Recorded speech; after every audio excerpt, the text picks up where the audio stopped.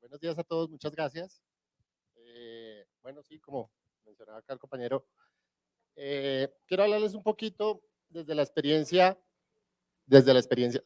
desde la experiencia, lo que son, digamos, esos retos de la vida, del día a día de los desarrolladores, de los equipos de operaciones, de todos los que nos estamos montando en este tema, en este concepto, en esta cultura que se está volviendo muy común, que estamos en un boom, como lo mencionaba ahorita Johanna por ahí, del mundo de DevOps, ¿cierto?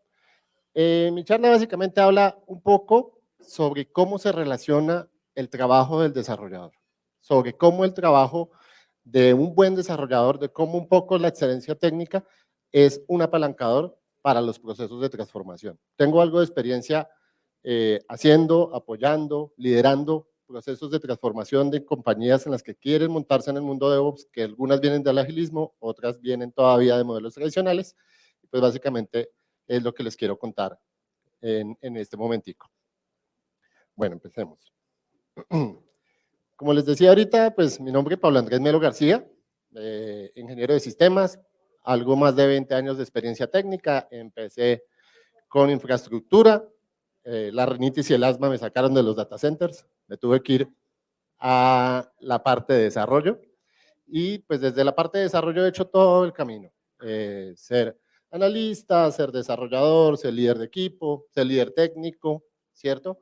Y de una u otra forma llegar también al mundo de DevOps, pues aprovechando la experiencia y el conocimiento que he tenido, digamos, en esos dos mundos. Algunas características, felizmente casado, no tiene nada que ver que mi esposa esté en línea viéndome, ¿cierto? Enamorado de mi hogar, de mi familia, de mi hijo, de mis perros, de mis gatos, de mi trabajo y de mi profesión, ¿cierto? Y pues me encanta viajar. Ojalá próximamente en el siguiente TS pueda ir y acompañar también. Listo, empecemos. Vamos a hablar básicamente de estos 4 puntos. Un poco sobre lo que es DevOps y Agile, aunque ahorita me hicieron spoiling de que era DevOps. ¿Dónde está el problema, digamos, cuando empezamos a abarcar Agile, DevOps, ¿cierto? Dentro de nuestros equipos, dentro de nuestra compañía. Lo que es la excelencia técnica, ¿sí? Y cómo empezar a aplicar la excelencia técnica para llegar a ese objetivo de realmente trabajar bajo la cultura de DevOps. En principio, ¿qué es DevOps y Agile? Básicamente, todos creo que conocemos lo que es Agile, todos venimos de un mundo de desarrollo, algunos con más antigüedad, en el que trabajábamos en modelo cascada, donde los procesos eran rígidos, donde había poca atención a las necesidades del cliente, donde teníamos problemas para poder realmente satisfacer y poder acompañar al cliente dentro de lo que sería ese objetivo de su negocio, ¿cierto? Cualquiera que fuera el objetivo. Por allá por el 2001, todos hemos escuchado la historia, aparecieron ya, digamos, temas de agilismo, se definió el manifiesto ágil, empezamos a hablar de los 4 valores, de los 12 principios, y empezó a haber un cambio en la forma como trabajamos, principalmente el equipo de desarrollo, ¿cierto? Entonces, cuando hablamos de los 4 valores, empezamos a hablar principalmente de ¿qué? Individuos y sus interacciones por encima de los procesos y herramientas. ¿Qué nos empezó a decir esto? Normalmente, cuando trabajábamos en modelo cascada en empresas tradicionales, teníamos un problema y era que simplemente nos enfocábamos en cumplir lo que decía el proceso. Y la herramienta se adaptaba al proceso. Y la organización y su gente tenía que seguir ese proceso. Esto lo que nos dice es que hay que poner más atención a las capacidades de las personas, a la visión de las personas, al entendimiento que ellos tienen del negocio, del objeto y del cómo hacer las cosas. Y de que de una u otra forma, procesos, herramientas, se deben adaptar es a las necesidades del negocio y a la forma como las personas que están trabajando para construir software, en nuestro caso, deben adaptarse, deben funcionar y no al contrario, ¿cierto? En la segunda instancia tenemos temas de software funcionando sobre documentación excesiva. Y ahí fue el boom para los desarrolladores. Porque lo primero que dijimos es, ya no me toca documentar, ya no tengo que volver a hacer manuales de usuario, ya no tengo que documentar la entrega para pasar a producción, ya no tengo que hacer ningún tipo de ejercicio donde, aparte de escribir el código, tenga que gastar algo de tiempo. Suena bien, pero más adelante vamos a ver algunos de los problemas que tuvimos acá. ¿Qué nos permitió este valor? Empezar a atender más la oportunidad del negocio que los procesos que pudiesen requerirse, por ejemplo, para liberar una solución de software. ¿Sí? Entonces, empezamos ya a entender un poco más que en el día a día y en los procesos de innovación era mucho más importante, por ejemplo, generar un MVP y a partir de eso empezar a construir, que simplemente hacer un software durante 6 meses para que cuando saliera ya no sirviera. ¿Sí? Creo que a varios nos ha pasado eso en nuestra vida profesional. El tercero era colaboración con el cliente por encima de la negociación contractual. Entonces ahí aparece el famoso triángulo de hierro, aparece el tema del cronograma, aparece el tema que usted me dijo a mí que tenía que hacer A, B y C, y me demoró 4 meses, y durante esos 4 meses usted no va a ver su software, y el día que yo se lo entrego, si usted ya no necesita B, sino D, tenemos que hacer un control de cambios. Entonces, empezamos también a tener aquí todo lo que era el escuchar mucho más y el adaptarnos a lo que estuviese pidiendo el cliente. Y conecta mucho con el cuarto valor, y era responder ante el cambio por encima de seguir un plan. Entonces empezamos a hablar de negociación, empezamos a hablar de relaciones de colaboración, empezamos a hablar de los famosos sprints, ¿sí? Donde yo simplemente voy escuchando cuál es la necesidad para el siguiente sprint, voy haciendo mi trabajo de desarrollo, involucro desde el principio al cliente y a su necesidad, me adapto a los cambios del mercado. No creo que sea extraño para ninguno de nosotros temas como que estoy haciendo una aplicación y salió una nueva ley, una nueva reglamentación, por ejemplo, en el mundo bancario, y nos cambia el alcance.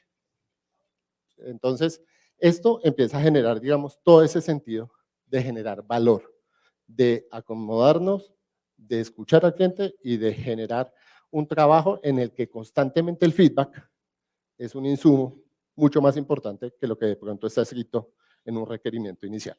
¿Listo? Ahora, esta parte suena bonito, suena chévere, nos cambió el cassette, pero empezamos a tener otros problemas. Empezamos a tener el problema de que los agilistas en el equipo de desarrollo nos volvimos expertos, empezamos a tener todo esto en cuenta para nuestro trabajo, pero se nos olvidó, por ejemplo, el equipo de operación. Entonces, cuando empezamos a tener, por ejemplo, resultados quincenales, empezamos a trabajar, por ejemplo, versiones mucho más rápidas para producción, ¿sí? El equipo de operación no avanzó a esa misma velocidad. El equipo de operación siguió trabajando con otros marcos mucho más estructurados, donde la documentación seguía siendo importante, donde las definiciones se tenían que dar desde el principio, donde los cambios son el peor enemigo para la estabilidad, ¿sí? Entonces surgió algo que en el mercado y los que hayan leído de DevOps llaman el famoso muro de la confusión. Y a partir del 2007, más o menos, un equipo también de personas que venían trabajando con el agilismo y que empezaron a ver cómo esto estaba impactando todas las demás áreas, definieron lo que se llamó DevOps. Simplemente la unión de desarrolladores con operaciones. Y empezamos a hablar de tumbar un famoso concepto que es el muro de la confusión. Empezar a tumbar ese muro en el que simplemente un equipo está trabajando generando constantes cambios y el otro está pensando en estabilidad y en optimización, ¿sí? Entonces, ese es el objetivo principal de DevOps y por eso fue que nació, para poder empezar a hacer que estos equipos trabajaran de forma conjunta. Aquí una definición pequeñita que hace mucho énfasis también a los valores. Perdón para los que están allá atrás, no se ve, la voy a leer. DevOps es la unión de personas, procesos y productos para habilitar la entrega continua de valor a nuestros usuarios finales. Conclusión o resumen, estamos hablando de cómo el agilismo y todo lo que promueve y la excelencia técnica se tiene que ver en todo el ciclo de vida. Cómo desde que yo tengo una idea hasta que esa idea se ve en producción en un software andando, debo tener en cuenta a todo el equipo y debo hablar con base a la comunicación, a la colaboración y a la integración. Y aquí surgen los principios de DevOps, muy rápido. Cultura, empezar a cambiar los hábitos para generar nuevas formas de hacer. involucrar, por ejemplo, a nuestro jefe de seguridad, ¿cierto? O a quien define la infraestructura al principio cuando estoy escribiendo los requerimientos. Hacerlos como parte de los requerimientos funcionales o esos atributos de calidad que estamos viendo en la arquitectura, ¿cierto? Hablar todo el tiempo con base al feedback. Escuchar todo el tiempo qué está pasando con mi aplicación, por ejemplo. Escuchar qué está sucediendo con el cliente. Escuchar qué está sucediendo con todas las personas que hacen parte del ciclo de vida. ¿Sí? Automatización. Conecta con la parte de herramientas. Si recuerdan, uno de los valores hablaba de personas e interacciones por encima de herramientas y procesos. Aquí volvemos a tener en cuenta las herramientas. ¿Pero para qué? Como un limitador, no, como un apalancador de la eficiencia. Entonces hablamos de que todo lo que se puede automatizar, todo lo que nos puede ayudar a evitar tiempos muertos, todo lo que nos puede ayudar a mejorar la calidad de las personas que hacen parte del ciclo de vida, desarrolladores que no estén desarrollando un domingo, pasos a producción que no sean en las ventanas a la 1 de la mañana, ¿cierto? Que duran 12 horas y al final nos toca hacer rollback. Todo eso empecemos a apoyarnos acá, por simplemente facilidad y por seguridad de que un proceso repetitivo que ya está a cargo de una máquina, pues va a tender a fallar menos. Este de la L, que hace parte del CALMS, como lo resumen, digamos, los valores. No es lean, aunque deberíamos hacerlo todos, y hace parte del ejercicio. Constantemente estar pensando, constantemente estar mirando cómo adquirimos nuevos conocimientos, cómo aprendemos nuevas formas de hacer nuestro trabajo. Estar pendientes de la innovación, de lo que nos contaban, por ejemplo, de todo lo que sale en las nubes, ¿sí? Pero no hace parte del Lean, realmente hablas de Lean.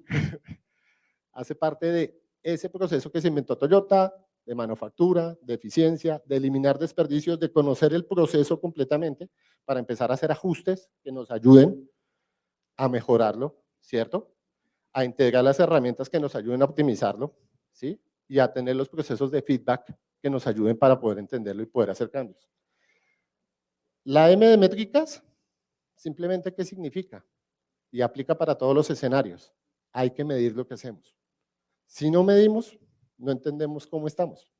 No entendemos si las acciones que estamos generando, por ejemplo, a partir del Lean, están teniendo algún impacto positivo o negativo, porque puede pasar. De hecho, muchas veces cuando implementamos este tipo de culturas, lo primero que nos pasa es que tenemos una caída en la eficiencia del equipo, un 30%, por ejemplo, cuando meto pruebas unitarias, en promedio.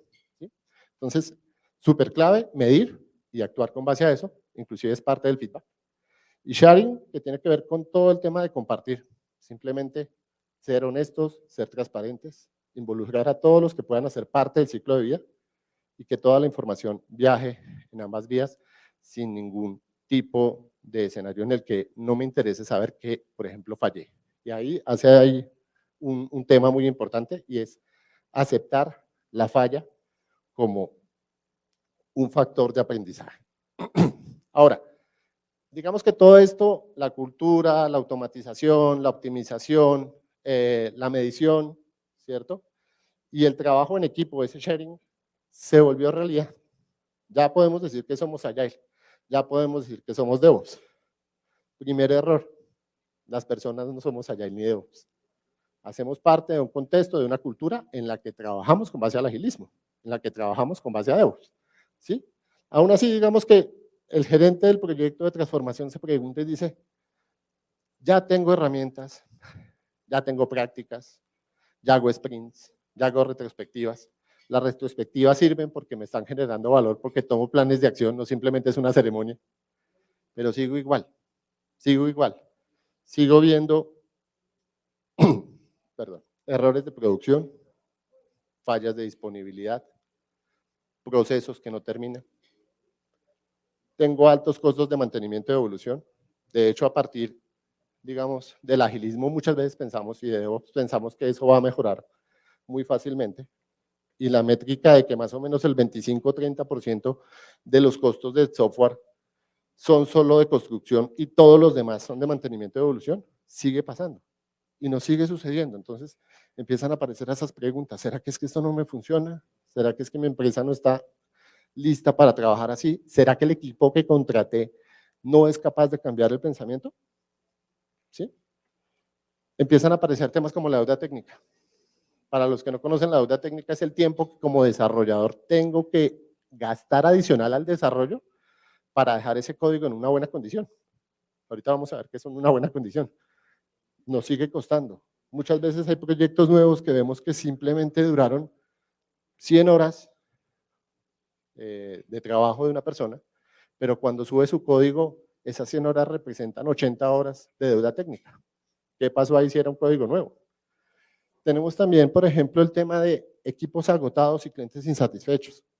Y eso tiene mucho que ver con la forma ya cuando empezamos a evaluar si nuestro proceso está siendo exitoso o no.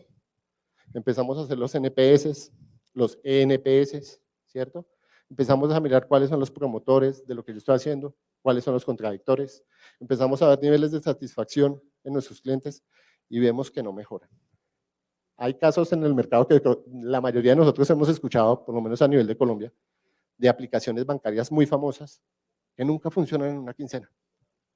Y si uno va a mirar, por ejemplo, la forma como están trabajando, si uno va a mirar la forma como están invirtiendo, gastando recursos para poderla sacar adelante, parece que fuera un desperdicio. Entonces, si ya supuestamente soy Agile, si ya supuestamente soy DevOps, ¿por qué me pasa esto? Y ahí es donde viene, digamos, la respuesta que lo que les estoy contando pretende darles un poquito. El problema muchas veces es simplemente la excelencia técnica. Tenemos equipos que trabajan juntos. Pongo operaciones, a seguridad, a pruebas, a desarrollo, a trabajar juntos. Todos están ya enfocados en generar soluciones de valor en las que constantemente estamos escuchándolos e iterando para poder garantizarles mayor satisfacción, donde somos innovadores. Ok, pero nosotros como desarrolladores muchas veces somos uno de los principales problemas cuando se está haciendo, por ejemplo, estas implantaciones de Agile o de DevOps o de cualquier otro tipo de cambio. El ejemplo típico, los que puedan ver ahí, si no les cuento rápido, un comentario en un código fuente, parece chiste, pero es anécdota, de una persona que simplemente desarrolló el módulo y le dice que en este momento solo Dios sabe posiblemente qué hace el módulo, ni siquiera él que fue el que lo escribió. Y que si lo intenta cambiar, que si lo intenta mejorar, que si lo intenta refactorizar, lo intente, pero que por favor sume al final las horas que perdió intentándolo. Y ese es el principal problema que muchas veces tenemos para las implementaciones, la calidad del trabajo del desarrollador. Ahora, yo creo que a muchos nos ha pasado con ese ejemplo, que vamos a ver el código fuente, que nos mandaron a hacer un evolutivo, un mantenimiento y empezamos, venga a ver, ¿qué hace esta vaina? Miremos la documentación, no hay, somos ágiles. Miremos el comentario en el código. Me dice el nombre de la función, sumar. Me dice, ¿qué hace la función? Sumar. ¿Y cuál es la salida? La suma. Y uno dice, bueno, ¿y cuáles son los procesos de excepción? ¿Cuál es, digamos, el manejo que se le está dando a la memoria? ¿Qué se está haciendo con ese código internamente? Dígame algo más. No tengo absolutamente nada. Y cuando uno ya va y le dice al líder técnico, al arquitecto, no, mano, yo no puedo hacer esa vaina, van y miran en Git. ¿Y quién lo versionó? Uno mismo. Ese es el principal problema, que muchas veces ni siquiera tenemos conciencia de que nosotros somos los que estamos haciendo mal y es muy fácil echarle la culpa a los demás, pero la culpa casi siempre la tiene uno mismo. Entonces, aquí empezamos a hablar de lo que es las características de un buen desarrollador y de cómo ese desarrollador y la excelencia técnica me apalancan, por ejemplo, los procesos de DevOps. De cómo, por ejemplo, que un desarrollador, todos los días versione, me dispara los procesos de integración y despliegue continuo que me contaban. Que como, por ejemplo, que el desarrollador haga bien su código y pase una validación de una herramienta como Sonar, me permite garantizar que en producción no se va a caer porque estoy haciendo un uso excesivo de memoria. De temas como, por ejemplo, que las pruebas unitarias, yo las considere parte de mi trabajo y no una obligación que yo tengo para poder cumplirle a un cliente. ¿Sí? Entonces empezamos a hablar acá, por ejemplo, de palabras claves. La responsabilidad. ¿Responsabilidad con quién? conmigo mismo, porque posiblemente voy a ser el que vea ese código en 6 meses y me toque mantenerlo, con el equipo, con el cliente, ¿cierto? El profesionalismo, y aquí aparece, digamos, dentro de lo que es la excelencia técnica, el único mandamiento que podría llegar a decir uno sin que sea religión, y es que un profesional debería garantizar un buen código, de que dentro del día a día de su trabajo, temas como las pruebas unitarias, temas como la validación de la deuda técnica, son una obligación, ¿sí? Que hace parte de su esencia como desarrollador profesional, ¿sí? El pragmatismo, ¿y qué tiene que ver con qué? Con que simplemente estemos todo el tiempo evolucionando la teoría, claro, ¿a partir de qué? De la práctica, volviéndonos personas que trabajamos en un proceso de mejora continua, en el que estamos evolucionando constantemente esa teoría a través de la práctica y eso se nos vuelve feedback, ¿cierto? Y el orgullo, porque no debería ser vergüenza para ningún desarrollador en el mundo que alguien abra su código fuente, ¿sí? Eso debería ser clave, o sea, uno debería trabajar de tal manera que siempre alguien pueda escrutar y a no ser de que haya algo cambiado en la tecnología o de que haya nuevas formas de hacerlo, su código está impecable. ¿Listo? Ahora, dentro de esas características que podemos hablar, por ejemplo, clean code. ¿Quién ha escuchado el concepto de clean code? Clean code. Código limpio, código seguro. Exacto. Muy pocos. ¿Ese código limpio qué es? Es un código que, por ejemplo, no tenga deuda técnica generada por mí. Un código que, por ejemplo, cuando yo lo pase con una herramienta como Sonar, si no la han escuchado, es una herramienta de análisis estático de código, perdón, muy fácil de usar, que inclusive yo puedo instalar en mi IDE de desarrollador también. ¿Sí? O sea, no es una excusa que no tenga un servidor para Sonar. Yo lo puedo instalar en mi equipo y pues por lo menos lo puedo validar a medida que estoy siguiendo el código. No tenga, por ejemplo, código que huela feo. Los code smells. ¿Qué es un code smell? Simplemente una sentencia, por ejemplo, de un if que siempre entra, nunca pasa el else. Variables que yo genero y nunca utilizo. Conexiones de base de datos que se quedan ahí abiertas hasta que algo pasa y se cierran. Eso no hace que falle el código. Eso no hace que la aplicación se nos caiga. Pero, por ejemplo, sí consume mucho tiempo de máquina. Está gastando recursos y está haciendo que la aplicación, por ejemplo, deje de ser eficiente por simplemente malas prácticas de código fuente. Entonces, eso tiene que ver con el clean code. Temas del mindset, de evolución continua, estar preparándonos, estar aprendiendo, ¿cierto? Estar cogiendo todas las experiencias positivas o negativas, adoptar el error como una forma de aprender y simplemente seguir evolucionando. Las habilidades técnicas y las habilidades blandas. Técnicas en el tema de estar formándonos todos los días. La tecnología está evolucionando mucho, los servicios de nube están permitiendo hacer unas cosas que antes no se nos hubieran ocurrido, ¿sí? Pero seguimos trabajando de la misma forma, entonces no aprovechamos esas capacidades, ¿sí? Y las habilidades blandas. Nosotros como desarrolladores y dentro de un esquema de colaboración, de comunicación, de integración, tenemos que empezar a mirar cómo podemos, por ejemplo, facilitar nuestro conocimiento a nuestros compañeros, ¿sí? Cómo ser líderes de la transformación, cómo ser líderes de la excelencia técnica, cómo, por ejemplo, empezar a facilitar como un coaching. Ahora, coaching no es bullying, ¿sí? Empezar, por ejemplo, a hacer espacios de facilitación, de llegar y decir, muchachos, voy a presentarles hoy, vamos a hacer un ejercicio técnico de cómo hacer una prueba unitaria. Eso deberíamos estar haciéndolo nosotros como desarrolladores, independientemente del rol en el que estemos. ¿Sí? Listo. Y ser agile, pues simplemente como una forma de pensamiento basada en los valores y principios que el manifiesto ágil nos muestran y que pues hace un momentico les comentaba. Ahora, una simple reflexión acá. Es bueno que tengamos todos muy claro que la agilidad habla de cómo construir lo correcto, de cómo le generamos valor a partir de lo que el cliente necesita cuando lo necesita. Craftsmanship, excelencia técnica, artesanía del software o simplemente un profesional de desarrollo es el que sabe cómo construirlo correctamente. Y ahí es donde Agile y DevOps se vuelven uno solo. ¿Listo? Listo. ¿Por dónde empezar? Simplemente hablemos un poco acá de un concepto que me gustaría que se lo lleven, que lo busquen, que lo googleen, que es el manifiesto del software craftsmanship.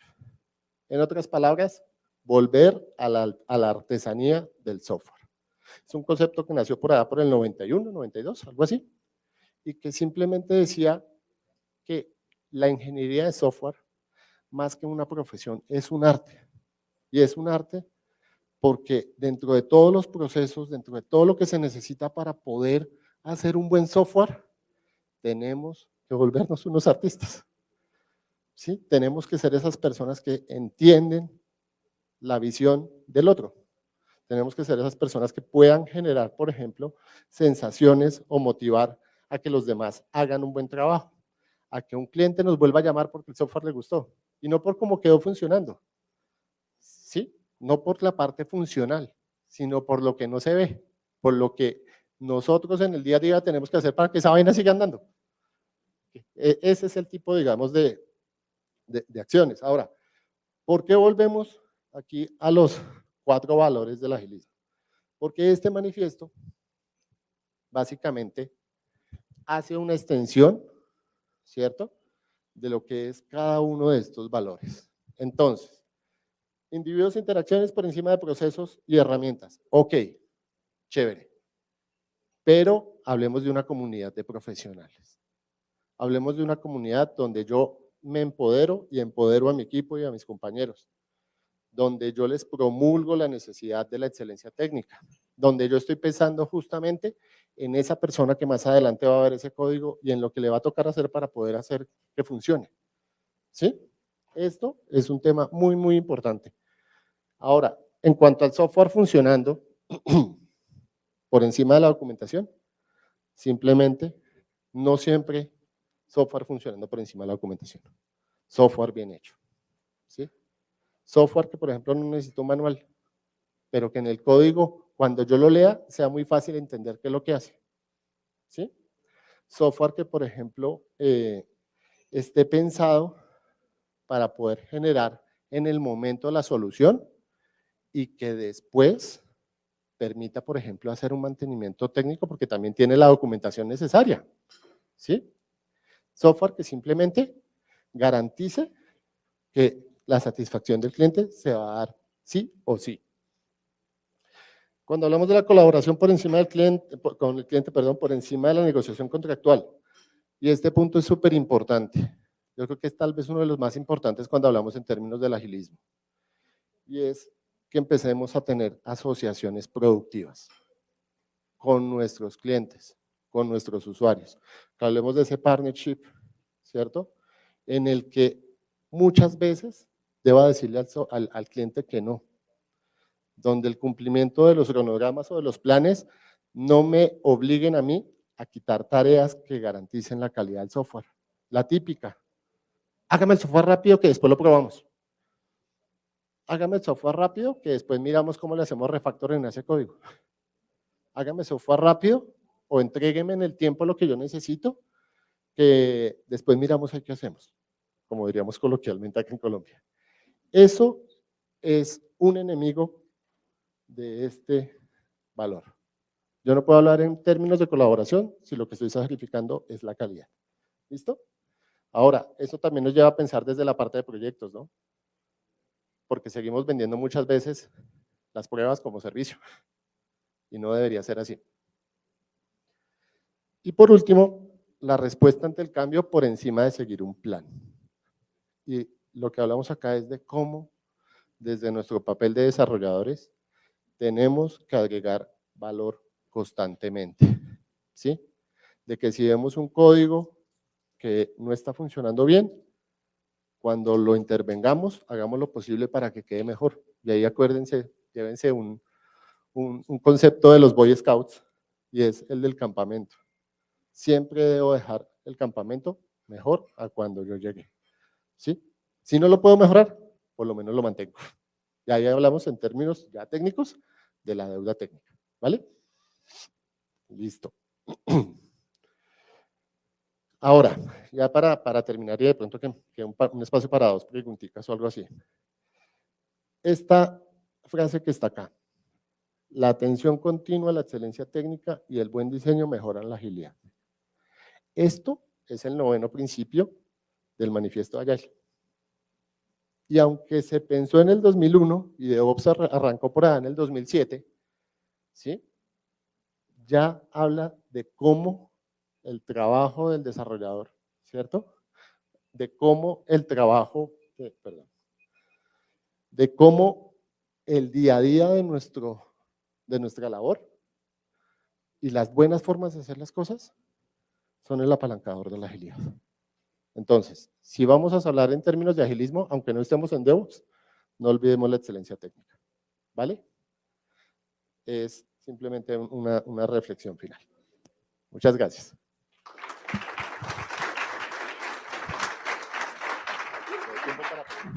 Sí. Muchísimas gracias, Pablo. Qué excelente charla. Yo creo que esta parte del Fix the Basics y la excelencia técnica es importantísima. Así que tenemos tiempo para alguna pregunta. No sé si alguien quiere hacer alguna pregunta. Me parece tener aquí.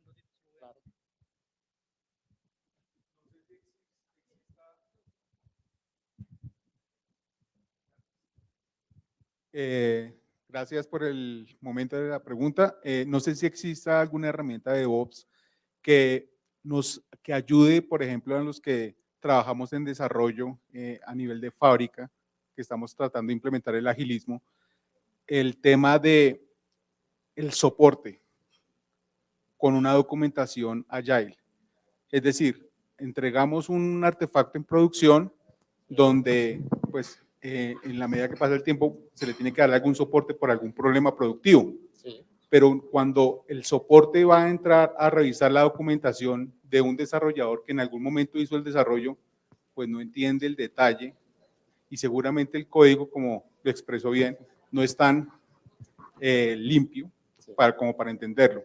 Y la labor de ese soporte se vuelve compleja. No sé si exista alguna herramienta de DevOps que nos permita generar documentación, no sé, de alguna manera que soporte las historias que se crean en una mesa de agilismo.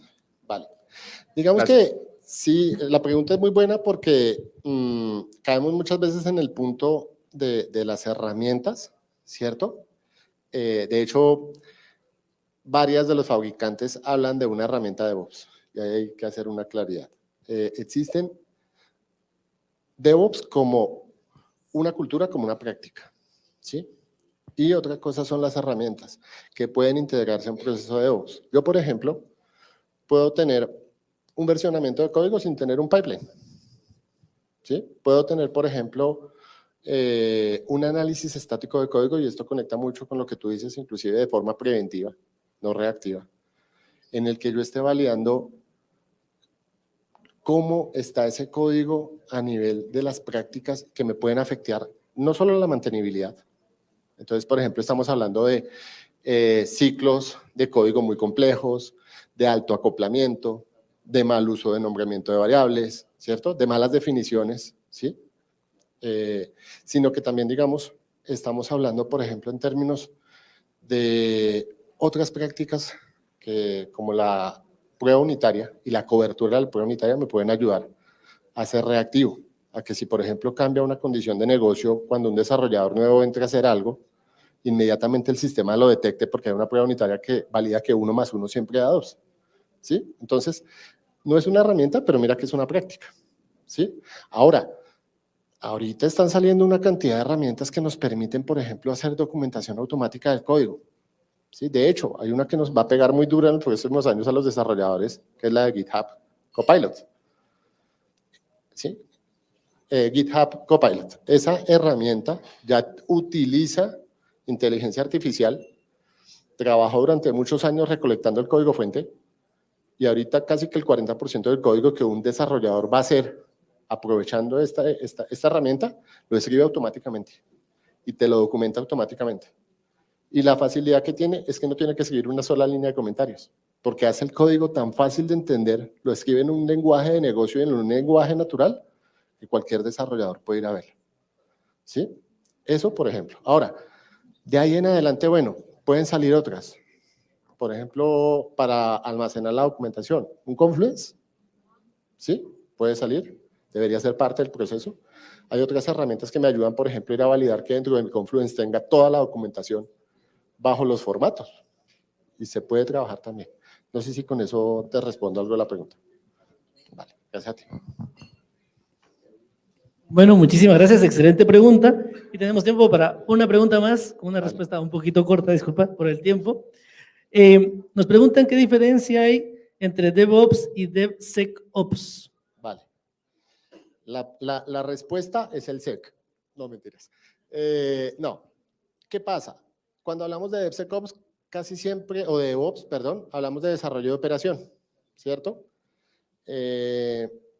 Pero digamos que en un modo puro, tanto los procesos de integración como de despliegue, como de monitoreo, como de operación, deberían involucrar a todos los diferentes actores que hacen parte del ciclo de vida de la aplicación, ¿sí? Entre esos, el equipo de seguridad. Ahora, ¿qué sucede? Hay una tendencia que se genera, que es la de DevSecOps, donde aunque sabemos que la persona o el equipo de seguridad debe estar involucrado desde el principio, por ejemplo, debo hacer una validación de la seguridad del código para validar que, digamos, el framework, el plugin que estoy utilizando no tiene fallas de seguridad, ¿sí? O pues puede identificar y parcharlas. Se generó como este movimiento para realmente darle una mayor importancia.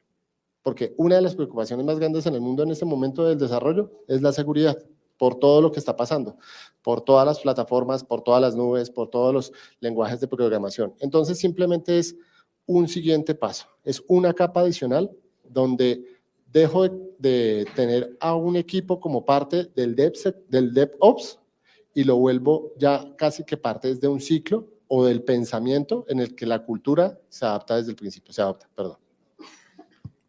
Muchísimas gracias, Pablo. Excelente pregunta. Y gracias a todas las personas que en línea nos están escribiendo. Lamentablemente ya no tenemos tiempo. Así que gracias, Pablo, por excelente charla. Así que un aplauso para Pablo. Muchas gracias, mucho gusto.